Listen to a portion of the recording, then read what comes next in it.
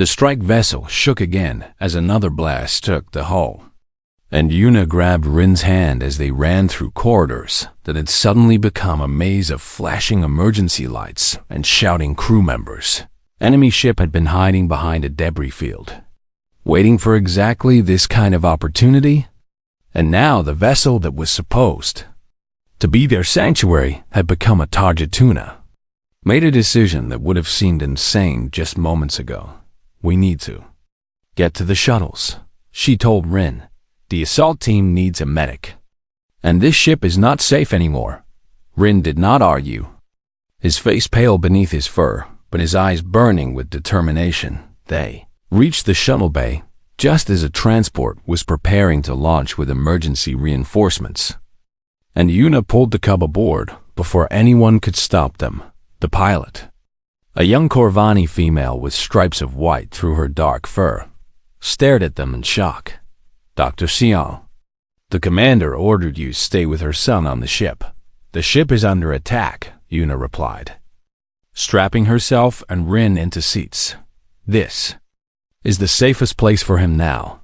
The pilot hesitated for only a moment before nodding and launching the shuttle toward the asteroid base. They landed in chaos. The assault team had breached the facility successfully, but the Drakari had responded faster than expected, and now running battles raged through the hollowed corridors of the asteroid. Yuna could hear weapons fire echoing from multiple directions as she moved through the entry point with Rin close behind her. She found the first wounded soldier within minutes, a Corvani warrior with a plasma burn across his chest that would have been fatal without immediate treatment. Her hands moved automatically, applying the emergency patches and medications that would keep him alive until he could reach proper care. More wounded followed, both Corvani and human, and Yuna worked with a focus that blocked out everything else around her. Rin stayed beside her, handing her supplies and holding pressure on wounds when she needed extra hands. The fear in his eyes had been replaced by something else, a fierce concentration that reminded her so much of his mother. They pushed deeper into the facility, following the sounds of battle until they reached a large chamber that had once been a cargo bay. What Yuna saw there made her heart stop. Dozens of children from multiple species huddled in cages along the walls, their eyes hollow and their bodies thin from neglect. The Drakari had been collecting them for the slave markets, storing them here until they had enough to make a profitable shipment. Commander Saya stood in the center of the chamber, her weapon raised, facing a massive Drakari captain who held a blade to the throat of a young human child. "Drop your weapons," the captain snarled, his scarred face twisted with desperate fury, "or I kill this one and as many others as I can reach before you take me down." The Corvani warriors hesitated, their eyes moving between their commander and the terrified child. Yuna saw the calculation happening in their minds, the cold tactical assessment of acceptable losses versus mission success, but she also saw something else in Saya's silver eyes, a refusal to let any child die if there was any other way. Yuna stepped forward before she could think better of it, her hands raised to show she held no weapon. "Let me examine the children," she said, her voice calm despite the terror coursing through her veins. "Some of them look injured, and if any of them die in your custody, their value to the markets drops to nothing." The captain's eyes narrowed, but greed flickered behind his suspicion. "One wrong move and the child dies." Iwarnaduna nodded and moved slowly toward the cages, passing close to the captain. As she went, she could feel his attention split between her and the warriors, his blade never wavering from the child's throat. Then Rin appeared in the doorway, and the captain's scarred face went pale. "You," the Drakari breathed, recognition and fear mingling in his voice. "You are the cub from the plaza, the one who saw everything." It was the gray-skinned raider's superior, Yuna realized, the one who had ordered the attack on Volrath 4. He must have received reports about the child who had memorized every face, And now the child stood before him like a ghost made flesh and walked forward. His golden eyes locked on the captain's scarred face. "I remember you," the cub said. His voice steady despite the tears that streamed down his fur. "I remember what you ordered your soldiers to do. And I remember the sound my mother made when she fell trying to protect me." The captain's blade trembled. His attention fatally divided now, between the child in his grasp and the cub, who approached with the calm certainty of judgment itself. Yuna saw her. Chance and move she lunged forward and grabbed the captain's blade arm, pulling it away from the child's throat with strength born of pure desperation. The weapon cut her palm, but she did not let go, holding on with everything she had as Commander Saya surged forward and drove the captain to the ground. The fight was over in seconds. The captain disarmed and restrained. His soldiers already dead or surrendering throughout the base. Yuna sat on the cold floor, clutching her bleeding hand, as the rescued children were freed from their cages, and the last of the Drakari were taken into custody and stood over the fallen captain, looking down at the face he had memorized in his nightmares for weeks. The Drakari stared back at him with eyes full of hate and fear, waiting for the cub to take his revenge. "I marked your face so justice would find you," Rin said quietly, his voice carrying through the sudden silence of the chamber. "She taught me the difference between revenge and justice. And you are not worth becoming a monster over." He stepped back and turned away, letting the authorities drag the captain toward the shuttle. Commander Saya knelt beside Yuna and examined her wounded hand, her silver eyes bright with emotions that the proud warrior usually kept hidden. "You saved them all," she said softly. "We saved them together," Yuna corrected, nodding toward Ren. "Your son is the real hero today." 3 months later, Yuna stood in the great hall of the Corvani Council, dressed in ceremonial robes that felt strange against her human skin. The rescued children had been returned to their families. The Drakari Raider network had been dismantled, and the alliance between humans and Corvani on Vorith 4 had grown stronger than anyone could have imagined today. The council would honor her with the highest civilian medal ever given to someone outside their species, a recognition that would be recorded in their histories for generations to come. But as Yuna knelt to receive the honor, it was not the medal or the ceremony that mattered to her. It was Rin, standing beside his mother, his golden eyes shining with pride as he spoke the words that would bind them together forever. "I name you Clankin," he declared, his young voice carrying through the hall with surprising strength. "You fell over me when I was small and frightened, and now I will stand over you whenever you need protection." He placed his paw on her shoulder, and Yuna felt tears sliding down her cheeks as the weight of his promise settled into her heart. "You will never stand alone among my people," Rin continued, "because you taught me that love does not ask what species you belong to before deciding whether someone is worth saving." Commander Saya stepped forward and added her own hand to her son's, her silver eyes meeting Yuna's with warmth that would have been unthinkable just months ago. "Among our people," Saya said. "Clankin is family, and family is forever." Yuna looked up at them, at the fierce warriors and curious cubs and cautious elders who filled the hall, and she smiled. She had come to Vorith 4 as an outsider, tolerated but never accepted. Belonging nowhere and to no one, she had thrown herself over a frightened cub without thinking, had nearly died, and had somehow found something she had not even known she was looking for. She had found a home, not built of walls and roofs, but of bonds and trust and love that crossed every barrier that the galaxy tried to place. Between its children, she had found family, and that, Yuna thought as she rose to her feet with Rin's paw still warm on her shoulder, was worth every scar.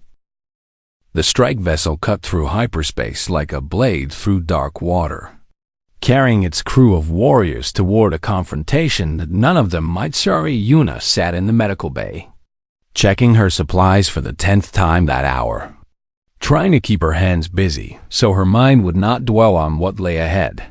The team consisted of 12 Corvani soldiers, each one a veteran of border conflicts and pirate skirmishes, and 4 human volunteers, including herself. Commander Saya had chosen each member personally, selecting those who could work together regardless of species. It was an experiment that many on both sides had predicted would fail, and Yuna could feel the weight of that expectation pressing down on all of them. The Corvani warriors watched the humans with wary curiosity, not hostile but not friendly either, waiting to see how these strange soft creatures would perform when battle came. The humans tried too hard to prove themselves, taking unnecessary risks during training exercises and pushing their bodies beyond safe limits. Yuna had already treated 2 of her own people for injuries that could have been avoided if they had simply asked for help. She was about to close her medical kit when a sound caught her attention. A soft scraping from inside one of the supply containers that should have been empty. She approached it carefully, her heart beating faster as she considered the possibilities. Stowaways on military vessels were rare but not unheard of, and the consequences for such actions were severe. She opened the container and found herself staring into a pair of golden eyes that she would have recognized anywhere. "Rin," she whispered, shock and anger and fear all tangled together in her chest. "What are you doing here?" The cub climbed out of the container, his fur ruffled and his expression defiant despite the obvious fear beneath it. "I had to come," he said, his voice steady even as his tail lashed nervously behind him. "I remember all their faces, every single one, and you need me to identify them." Yuna grabbed him by the shoulders, fighting the urge to shake him. "Do you have any idea how dangerous this is?" she demanded. "Your mother is going to be furious. And if something happens to you during this mission, she will never forgive herself or me." "I know," Rin said quietly, "but I also know that I am the only one who saw them up close. The only one who can tell you exactly which raiders attacked our home." He reached into the pouch he wore around his neck and pulled out a small data chip. "I recorded everything I remember," he continued. "Every scar, every marking, every piece of armor and weapon.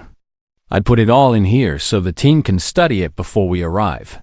Yuna stared at him, her anger slowly giving way to something else as she realized what he had done. This was not the act of a reckless child seeking adventure or revenge. This was the act of someone who understood his value to the mission and had made a calculated decision to contribute despite the risks. "We need to tell your mother," Yuna said finally. "She deserves to know you are here."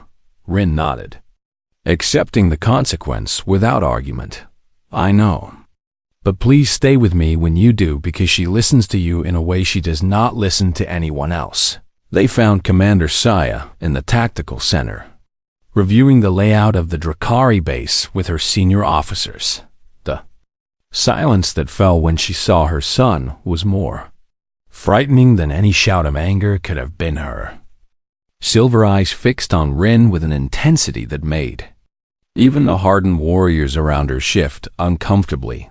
"Explain," she said, the single word carrying more weight than 1,000 accusations. Rin stepped forward and presented the data chip, his voice steady as he explained what he had recorded and why he had come.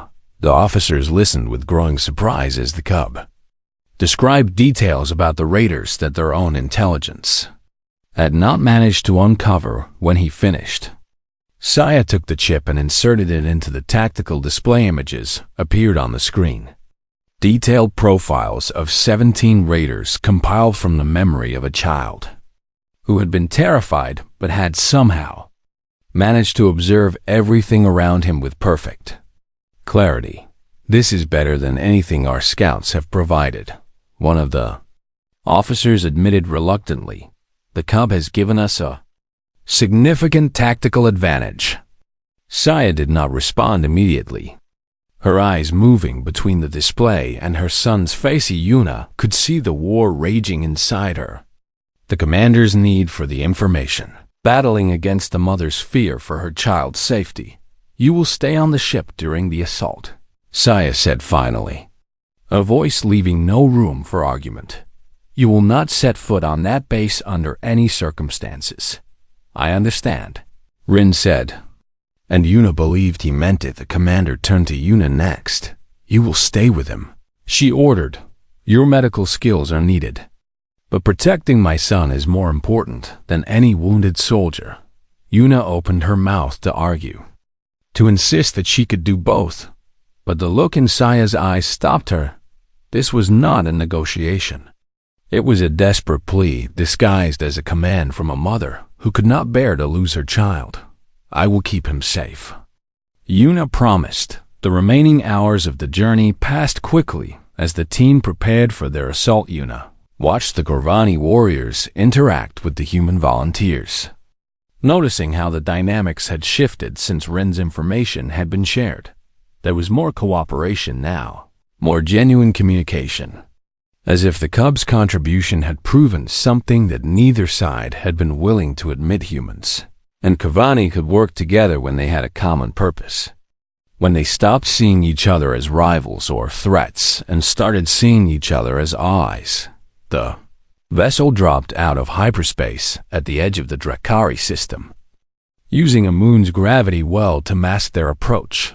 The base was located on an asteroid that had been hollowed out and converted into a fortress. Its defenses designed to repel attacks from any direction, but Rin's information had revealed a weakness. A section of the asteroid, where the raiders had been mining for additional space and had not yet installed full security systems.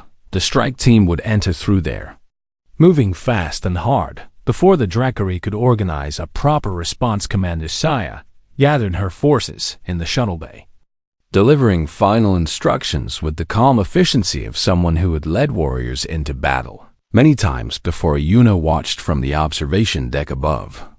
Rin pressed against her side, his small body vibrating with barely contained energy. "I wish I could go with them," he whispered. "I know," Yuna replied, "but sometimes the hardest thing is to wait and trust that the people you love will come back to you." She thought about all the time she had sent patients into surgery, all the hours she had spent waiting to learn. If her work had been enough to save them, this was different, and yet somehow the same. A surrender of control that never got easier, no matter how many times you did it. The shuttles launched, disappearing into the darkness of space toward the distant asteroid. Yuna pulled Rin closer and began to pray to whatever powers might be listening that she would not have to break her promise to Commander. Saya's alarm suddenly screamed through the ship, and Yuna's blood turned to ice as she heard the words no one had expected. "Enemy vessel detected. They know we are here. All hands prepare for defensive action." The main ship shuddered as weapons fire struck its hull, and Rin looked up at Yuna with wide eyes. The mission had just become much more complicated, and they were no longer safe on the sidelines. 3 weeks had passed since the raid, and Yuna had finally been allowed to leave the Corvani healing house. Her recovery was progressing well thanks to the combination of traditional Corvani medicine and the modern treatments from her own clinic. Though Tarek the healer insisted she still needed rest, she ignored his advice more often than she followed it. Returning to work at the medical center, where colonists of both species now waited for her care, change had been subtle at first, but undeniably Corvani, who had once refused to meet her eyes, now nodded to her in the streets, and some even spoke words of greeting that they had never offered before. The story of what she had done in the plaza had spread through the settlement like fire through dry grass, growing larger with each telling until Yuna barely recognized herself in the tailies. She tried not to think about it too much, focusing instead on her patients and the endless work of healing a community that had been wounded in more ways than one. But there was one thing she could not ignore. No matter how hard she tried, Ren had attached himself to her with a determination that would have been amusing if it were not so heartbreaking. He appeared at her clinic every morning before the sun rose, carrying small gifts of food or flowers that he had gathered himself. He watched her work with intense concentration, asking questions about medicine and humans and 1,000 other things that tumbled out of him in an endless stream when she tried to send him home. He simply refused to go, planting himself in a corner of the clinic with his arms crossed and his chin raised in defiance today. He sat on a chair beside her desk, his legs swinging above the floor as she reviewed patient files on her datapad. He had been unusually quiet for the past hour, and Yuna could tell that something was bothering him. "Rin," she said gently, setting down the datapad. "What is on your mind?" The cub looked up at her with eyes that held too much pain for someone so young. "I remember their faces," he said, his voice barely above a whisper. "Every night when I close my eyes, I see them again. The raiders who came to our home and hurt my mother and tried to take me away." Yuna felt her heart clench like a fist inside her chest. She had hoped that time would ease the trauma of the raid, but she knew better than most that some wounds did not heal so easily. "Can you tell me about it?" she asked, keeping her voice calm and steady. Rin nodded, his small claws extending and retracting as he gathered his thoughts. "There were 17 of them that I saw clearly," he began, and what followed was a detailed description that made Yuna's blood run cold. He remembered everything, every scar and marking and piece of armor, every voice and weapon and gesture. His memory was flawless, capturing details that even trained soldiers might have missed in the chaos of battle. "When I am grown," Rin continued, his voice hardening into something that sounded far too old for his small body, "I will hunt them down one by one, and I will make them pay for what they did." He looked at Yuna with fierce determination, expecting her to praise his resolve or perhaps add her own voice to his vow of vengeance instead. She reached out and took his paws in her hands, holding them gently but firmly. "Rin," she said, "I understand why you feel this way, and I am not going to tell you that your anger is wrong, because it is not wrong to be angry at people who hurt you and the ones you love." The cub blinked, clearly surprised that she was not immediately agreeing with his plan. "But I want to ask you something," Yuna continued. "When you imagine finding these raiders and hurting them the way they hurt your people, how does it make you feel inside?" Rin's face twisted as he considered the question, his tail lashing behind him. "It feels good," he said at first, but then his voice faltered. "It feels good, but also wrong somehow. Like eating something that tastes sweet, but makes your stomach hurt afterward." Yuna nodded, recognizing the conflict that she had hoped to find. "That feeling is important," she told him. "It means that you know the difference between justice and revenge, even if you cannot put it into words yet." "What is the difference?" Rin asked, his head tilting in the curious way that Kavani cubs had. "Revenge is about making yourself feel better by hurting someone else," Yuna explained. "It might feel good for a moment, but it does not fix anything, and often it creates new pain that spreads to people who had nothing to do with the original hurt." She paused, searching for words that a child could understand. Justice is different because it is not about feelings at all.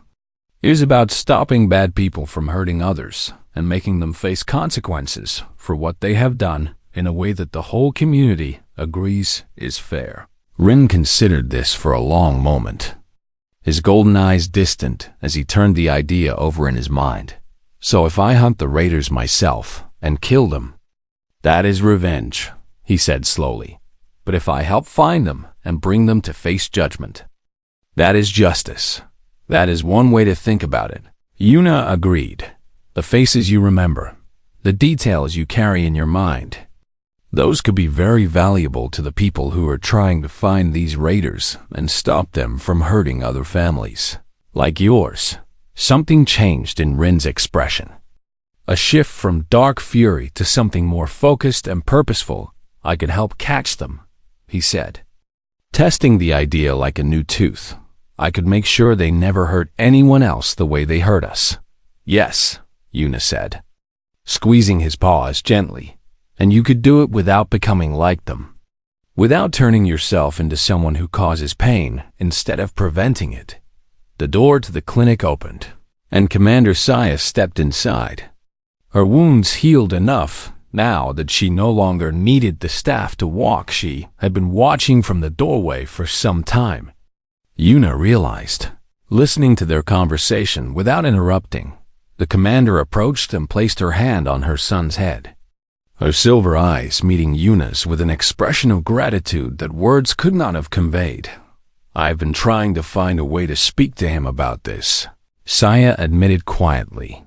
Every time I tried, his anger would rise up and push my words away. Sometimes it is easier to hear hard truths from someone who is not family. Yuna said, the love between you and Rin is so strong that it can get tangled up with other feelings and make everything more complicated. Saya nodded, then knelt beside her son and turned him to face her. I have news, she told him. The Council has authorized a strike force to locate the Drakari base where the raiders came from, and I have been asked to lead it. Rin's eyes lit up with fierce hope. Can I come? He asked immediately. No, his mother said firmly. But her voice was gentle. You are too young for battle, but your information will come with us even if you cannot. She looked at Yuna. I have also been authorized to request human volunteers for this mission. The first time in Corvani history that such a thing has been done. The words hung in the air, heavy with significance. I would like you to join us as our field medic. Saya continued, not because of the debt I owe you, but because I have seen how you work, and I know you will not let anyone on my team die. If there is any way to save them. Yuna thought about the plasma bolt that had nearly killed her, about the weeks of pain and recovery, about the nightmares that still woke her some nights in a cold sweat. Then she looked at Rin, at the hope and trust in his golden eyes, and she knew there was only one answer she could give. When do we leave? She asked. The first thing Yuna became aware of was the smell of herbs she did not recognize. Sharp and clean, and nothing like the antiseptic scent of her own clinic. The second thing was the pain. A deep ache that radiated from her back and wrapped around her chest like bands of hot iron. She tried to open her eyes, but the light seemed too bright and her body felt too heavy. As if someone had filled her bones with lead while she slept. A voice spoke somewhere above her, the words flowing in the musical language of the Corvani that she had only begun to understand after months of living among them. She wakes, the voice said. And Yuna heard surprise in the tone along with something else she could not identify. She forced her eyes open and found herself staring at a ceiling made of woven plant fibers, decorated with patterns that told stories she did not know how to read. This was not the human medical center. She realized slowly this was a Corvani healing house, one of the places where their traditional healers practiced the ancient arts that predated galactic medicine by thousands of years. A face appeared above her, belonging to a male Corvani with fur the color of storm clouds and eyes like polished amber. He wore the simple robes of a healer, and his expression held the careful neutrality of someone who did not want to reveal his thoughts. You should not move, he said in accented but clear human standard language. The damage to your body was severe, and my treatments have only begun to take hold. Yuna tried to speak, but her throat felt like she had swallowed sand, and the only sound that came out was a dry croak. The healer brought a cup of water to her lips and helped her drink, his movements gentle despite the stiffness in his posture. The cub, Yuna managed to whisper after the water had eased her throat. Is he safe? The healer's eyes widened slightly, and he pulled back as if she had said something unexpected. You nearly died, he said slowly, and your first words are to ask about a Corvani child. Yuna did not understand why that was strange, but she did not have the energy to explain. She simply nodded and repeated her question with her eyes. hoping he would understand. "The child is unharmed," the healer said after a long pause. "He has refused to leave this room since we brought you here 2 days ago."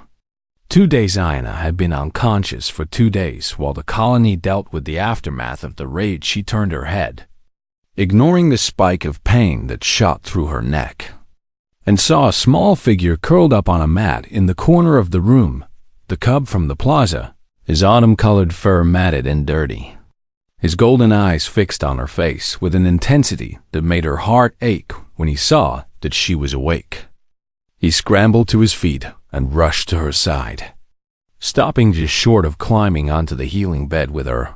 "You are alive," he said, his voice trembling between relief and accusation. "They said you might not wake up, but I knew you would because you promised to protect me, and you did." Yuna had not made any such promise, at least not with words, but she understood what he meant. Her actions in the plaza had spoken louder than any oath could have. "What is your name?" she asked, her voice still weak but growing stronger. "I am Rin," the cub said, lifting his chin with a pride that seemed inherited from generations of warriors. "My mother is Commander Saya of the Corvani Defense Force, and she says I must thank you for saving my life." Before Yuna could respond, the door to the healing room opened and a female Corvani entered, her movements careful and pained, but her eyes burning with fierce determination. She wore bandages around her midsection where the wound Yuna had seen in the plaza must have been treated, and she leaned on a staff that she clearly hated. Needing Commander Saya looked nothing like her son, with fur as black as the void between stars, and eyes that gleamed like silver coins. She stopped beside the healing bed and looked down at Yuna with an expression that seemed caught between gratitude and resentment. "You are the human doctor," she said, "and it was not a question. I have been told what you did for my son when I could not protect him myself." Yuna nodded, unsure what response was appropriate in this situation. Relationship between humans and Corvani on Varus 4 had always been complicated, and she did not know how a proud warrior like Commander Saya would react to owing her life debt to a human. "Why did you do it?" Saya demanded, her voice sharp. "You are not one of us. You owe us nothing. And yet you threw yourself in front of a weapon to save a child who was not your own species." The question hung in the air between them, heavy with implications that Yuna could only partially understand. She thought about the moment in the plaza, about the terror in Rin's eyes and the helpless rage on his mother's face as she lay bleeding on the ground. She thought about all the complicated politics between their peoples, all the history of distrust and competition, and barely concealed hostility. And then she thought about none of it, because none of it had mattered in that moment. "He was small," Yuna said simply, meeting the commander's silver eyes without flinching. "He was scared, and I could help, so I did." Saya stared at her for a long moment, and something shifted in her expression like clouds parting to reveal unexpected sunlight. "That is all," she said, her voice softer now. There was no calculation, no expectation of reward, no political motive. There was no time to think. Yuna admitted, "I just saw a child in danger and moved." The commander turned to look at her son, who had climbed onto the edge of the healing bed and was holding Yuna's hand in both of his small paws. The sight seemed to affect her deeply, cracking something in the armor of pride and suspicion that she wore like a second skin. "Among my people," Saya said slowly, "what you did creates a bond that cannot be broken by words or time or even death itself. A bond we call the debt of blood that is passed down through generations until it is repaid in kind." She lowered herself painfully to one knee beside the bed, a gesture of respect that Yuna had never seen any Corvani offer to a human. "I do not understand your species," the commander continued, "and I am not certain I trust your people as a whole. But you have proven something to me today that I cannot ignore or deny." "What is that?" Yuna asked. Saya reached out and placed her hand over the joined hands of Yuna and Rin. Her claws carefully retracted to avoid causing any harm. "You have proven that humans do not calculate worth the way we do," she said. "You do not ask what a life is worth before deciding whether to save it." She paused, and when she spoke again, her voice carried the weight of centuries of Kovani tradition. "You simply protect." And that is something we have never truly understood until now. Outside the healing room, Yuna could hear the sounds of a colony rebuilding itself after tragedy, but inside this small space, something else was being built as well, something that might one day grow strong enough to bridge the gap between two peoples who had never learned to trust each other. Rin squeezed her hand tighter, and Yuna squeezed back, feeling for the first time since she arrived on this world that she might actually belong here.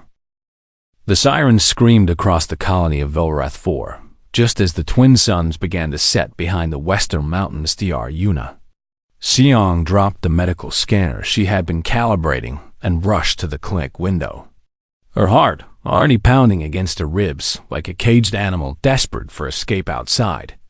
The streets that had been peaceful only moments ago now erupted into chaos as colonists ran in every direction, their screams mixing with the wail of the emergency alarms. She had been stationed on this border world for 11 months now, serving as the only human medical officer in a settlement shared uneasily between her people and the Corvanith.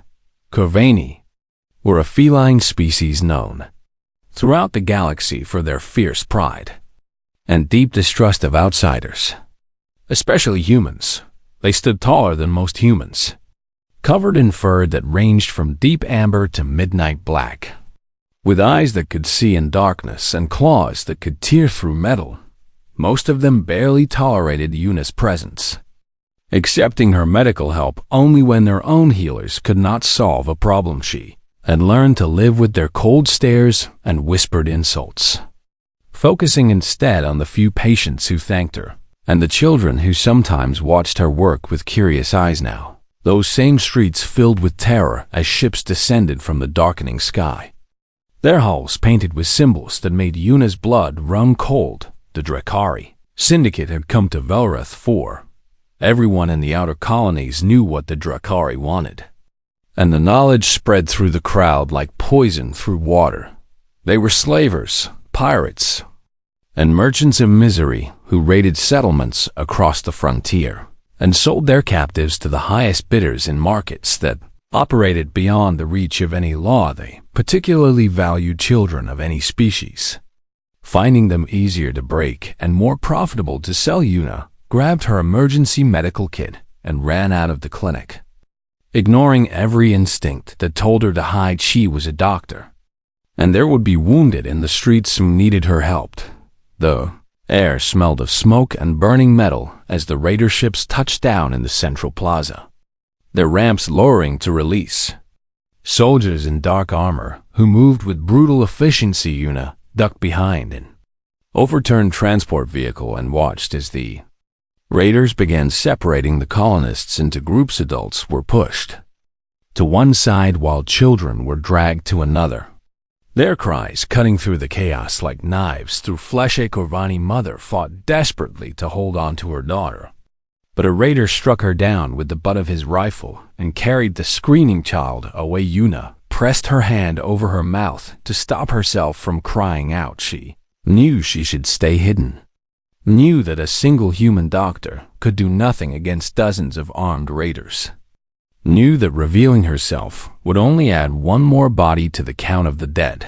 But then she saw him, a small Corvani cub, no more than 4 or 5 years old by human reckoning, crouched behind a pile of debris near the fountain in the center of the plaza. His fur was the color of autumn leaves, and his golden eyes were wide with terror as he watched the raiders move closer to his hiding spot. Near him lay a Corvani female in the armor of a military officer, blood pooling beneath her body from a wound in her side.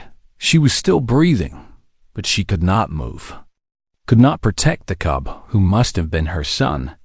The female reached out toward the child with trembling fingers, her mouth forming words that Yuna could not hear over the noise of the Raider.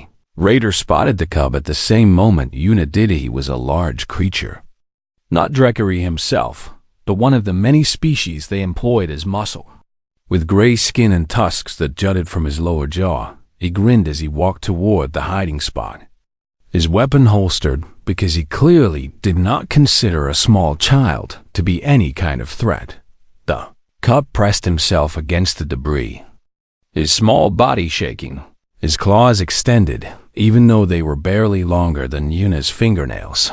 He hissed at the approaching raider, a sound that was meant to be fierce, but came out high and thin and terrified. Something inside Yuna broke. She did not think about what she was doing, did not calculate the odds or consider the consequences. She simply ran. Her feet carried her across the plaza, faster than she had ever moved in her life. Her medical kit abandoned somewhere behind her, her entire being focused on reaching that small trembling child before the raider.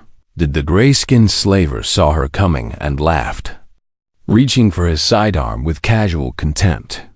Probably thought she was running toward him to surrender or to beg for mercy. He was wrong. Yuna threw herself between the raider and the cub just as the plasma bolt left a weapon. The impact hit her in the back like a hammer made of fire, and she felt her legs give out beneath her as the world tilted and spun. She collapsed over the cub, her body curling around his small form, shielding him from the raider with the only thing she had left to give. The pain was beyond anything she had ever experienced, a burning that spread through her chest and stole the breath from her lungs. She could feel the cub beneath her, could feel his small heart racing against her arm, could hear his confused and frightened sounds as he tried to understand what had happened.